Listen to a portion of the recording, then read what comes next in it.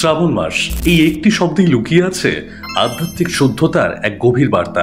এই সময় মোট 4টি পবিত্র শ্রাবণ সোমবার আছে। 14 জুলাই, 21 জুলাই, 28 জুলাই আর 4 আগস্ট। এই 4টি দিন খুবই গুরুত্বপূর্ণ।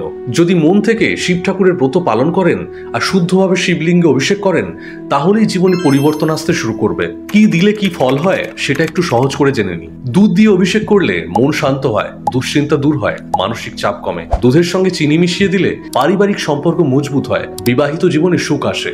গঙ্গা জল দিয়ে শিবলিঙ্গে জল ঢাললে পাপক্ষয় হয়, জীবনে বাধা কেটে যায়। মধু দিয়ে অভিষেক করলে ব্যক্তিত্ব উন্নত হয়, কথায় মাধুর্য আসে, দাম্পত্য জীবন মধুর হয়। ঘি দিয়ে অভিষেক করলে অর্থ, সম্পদ ও সম্মান বাড়ে আর ব্যবসার জন্যও শুভ। বেল পাতা দিয়ে অভিষেক করলে শিবজি খুবই খুশি হন। বেল পাতা দিয়ে নিয়মিত পুজো করলে কর্মজীবনে উন্নতি হয়। কালো তিল দিয়ে অভিষেক করলে ভাগ্য খোলে, গোপন শত্রুর কুপ্রভাব দূর হয়। দুধ, দই, মধু, ঘি, চিনি একসাথে দিয়ে পঞ্চামৃত অভিষেক করলে শরীর ও মন দুই পবিত্র হয়, জীবনে শান্তি ও সমৃদ্ধি আসে। ভিডিওটি ভালো লাগলে লাইক করুন, শেয়ার করুন আর অবশ্যই সাবস্ক্রাইব করতে ভুলবেন না। আর কমেন্টে লিখুন হর হর মহাদেব।